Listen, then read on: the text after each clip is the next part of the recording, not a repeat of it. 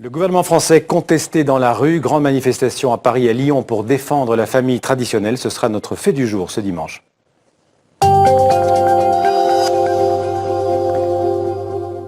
Nouvelle manifestation contre le gouvernement de Jean-Marc Ayrault et contre le président François Hollande. Des milliers de manifestants dans les rues de Paris et de Lyon pour défendre une certaine conception de la famille, côte à côte des Français opposés au mariage pour tous ou à la procréation médicalement assistée, rassemblés pour dénoncer la future loi sur la famille aussi.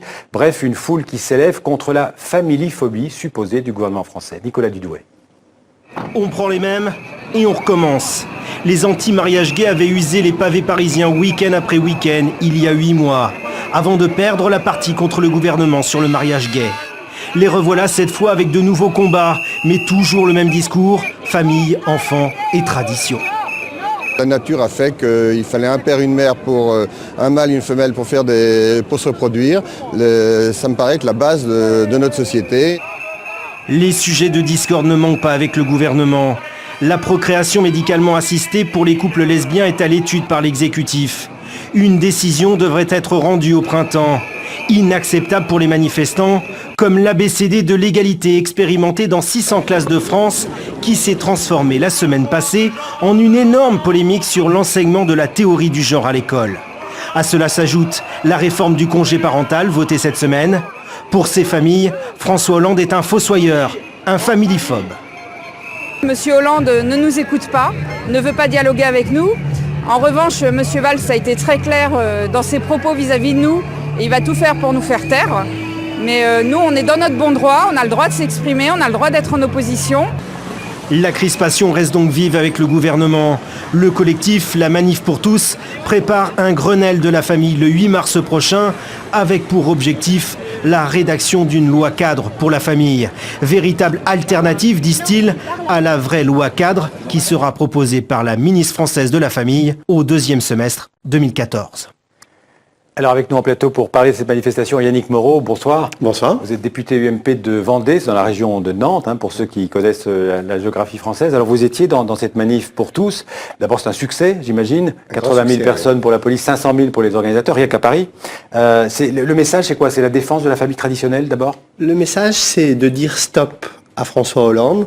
Il ne peut pas impunément et sans cesse attaquer la famille et attaquer les repères fondamentaux de notre société. Il a suffisamment fracturé la société française comme ça, et donc c'est un message d'avertissement. Donc vous partagez le message qui a été dit, le gouvernement Hollande est familiphobe. Il n'aime pas la famille. Tout à fait. Ouais. François Hollande n'aime pas la famille, et en fait il utilise les réformes sociétales et les réformes familiales comme un écran de fumée pour masquer son incapacité à résoudre les vrais problèmes des Français, que sont la crise économique, la crise sociale et maintenant la crise morale. En même temps, s'occuper par exemple du mariage pour les homosexuels, c'est aussi s'occuper d'autres familles. C'est pas la famille traditionnelle, mais c'est aussi d'une certaine manière s'occuper de la famille. Oui, mais ça n'est pas là la priorité des Français. La priorité des Français, c'est de s'occuper du chômage, c'est de s'occuper de l'emploi et de l'avenir de notre pays.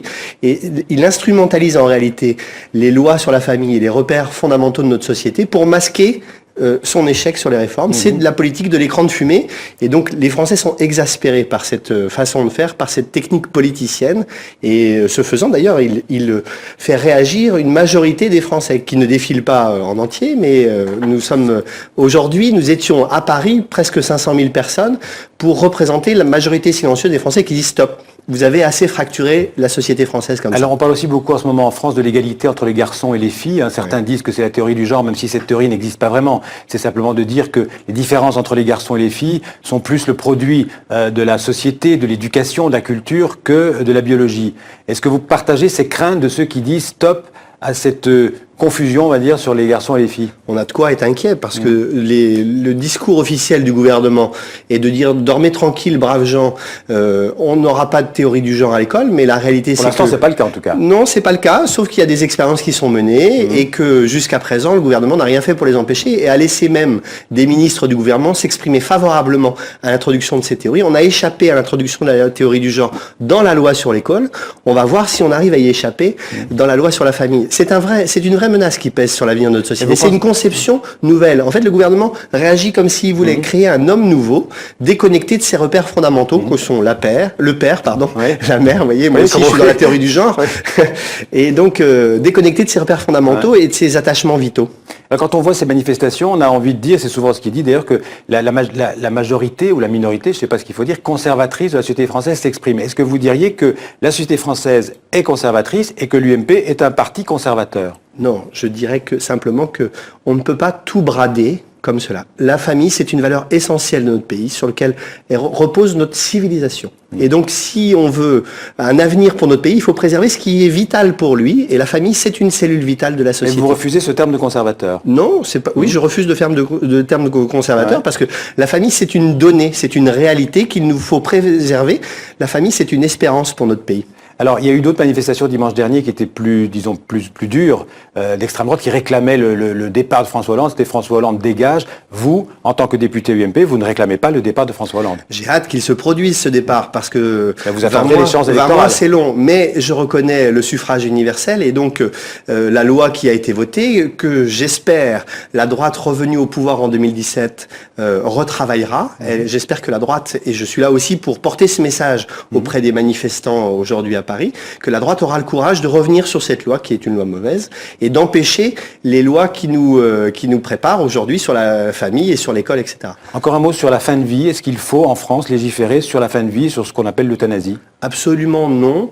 La loi Leonetti était le fruit d'un large consensus et d'un équilibre difficile. La loi Leonetti, c'est la loi qui prévoit... Qui est encore en vigueur aujourd'hui. Oui, qui prévoit qu'il ne faut pas s'acharner, qu'il n'y a pas d'acharnement thérapeutique. Exactement. Ouais. Exactement. Donc ça suffit. C'était le fruit d'un fragile équilibre qu'il serait dangereux de remettre en cause sous la pression de quelques lobbies.